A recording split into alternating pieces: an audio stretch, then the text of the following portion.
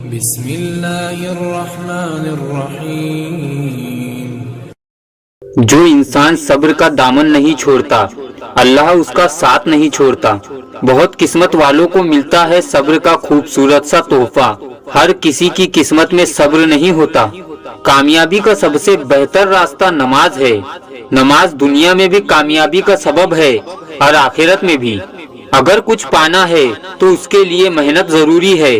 اگر اللہ سے کامیابی کے لیے دعا کر رہے ہو تو محنت بھی کرو، کیونکہ اللہ محنت کرنے والوں کا ہی ساتھ دیتا ہے، بیٹھے رہنے والوں کا نہیں۔ اللہ کے نزدیک سب سے قرابت دار اور سب سے عزیز رشتہ میاں بیوی کا رشتہ ہے، اور اس رشتے میں پھوٹ ڈالنے والے اللہ کو سخت ناپسند ہے، اور میاں بیوی کے بیچ میں صلح کرانے والوں سے اللہ بے انتہا محبت فرماتا ہے۔ اگر دنیا والوں سے محبت چاہتے ہو تو اپنے دل میں اللہ اور اللہ کے رسول صلی اللہ تعالی علیہ وسلم کی محبت پیدا کرو اور ثابت قدم رہو، کیونکہ جس سے اللہ اور اللہ کے رسول محبت کرتے ہیں اس سے پوری دنیا محبت کرتی ہے۔ نماز کی سب سے بڑی خوبی یہ ہے کہ اگر نماز خلوص و احترام سے پڑھی جائے تو ذہن کبھی برائی کی طرف نہیں جاتا، اور نہ ہی آنکھیں بے حیائی کا منظر پسند کرتی ہے، اور دل بھی پاک صاف رہتا ہے، یعنی دل میں کبھی غلط خیال نہیں آتا۔ جو انسان اللہ کو بے حد پسند آتا ہے اسے اللہ رب العزت بہت آزماتا ہے، وہ اس لیے تاکہ اس کا مرتبہ بڑھا سکے اور اس کا رتبہ بلند کر سکے۔ مومنوں کو ہمیشہ آخرت کی فکر کرنا چاہیے، دنیا کی نہیں، کیونکہ دنیا چند دنوں کا گھر ہے اور آخرت ہمیشہ ہمیشہ رہنے کا مقام۔ جو جنت کی چاہت رکھتے ہیں وہ دنیا کی رنگینیوں پر دھیان نہیں دیتے، کیونکہ انہیں پتہ ہوتا ہے کہ دنیا عیش کی جگہ نہیں بلکہ جنت عیش کی جگہ ہے۔ انسان کو تو اللہ تعالیٰ نے بنایا ہی جنت کے لیے ہے، دوزخ فیصلہ تو اس کا خود کا اپنا بنایا ہوا ہے۔ لالچ انسان کو اس قدر اندھا بنا دیتی ہے کہ اس سے انسان اپنوں کو تک بھول جاتا ہے اور اپنے نفس کا تابع دار ہو جاتا ہے۔ گناہوں کی لذت تھوڑی دیر کی ہوتی ہے لیکن اس کی تکلیف ہمیشہ کے لیے ہوتی ہے، اور نیکیوں کی تکلیف تھوڑے دیر کے لیے ہوتی ہے لیکن اس کا آرام اور سکون ہمیشہ کے لیے ہوتا ہے۔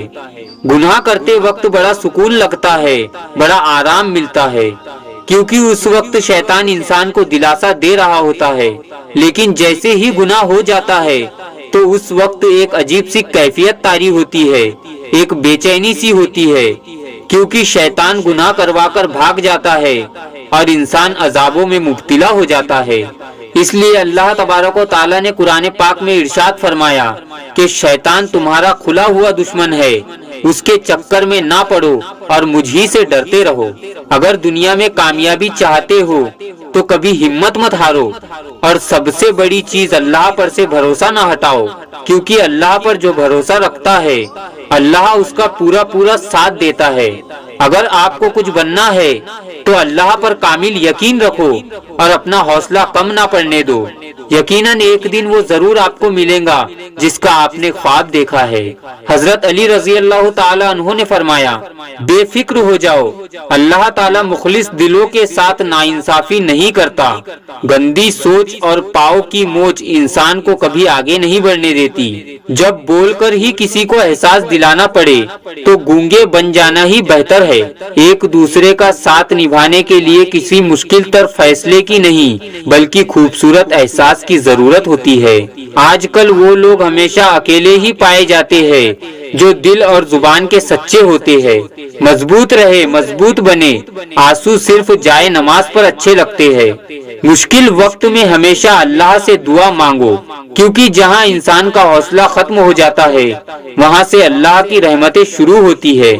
دعائیں جتنا وقت لیتی ہے قبول ہونے میں ان کا رنگ اتنا ہی نکھر کر آتا ہے۔ اللہ تعالیٰ اور انسان میں ایک ہی حجاب حائل ہے جس کا نام نفس ہے۔ اندھیرے کمرے میں دل گھبرا جاتا ہے تو ذرا سوچو کہ اندھیری قبر کتنی دہشت ناک ہوگی۔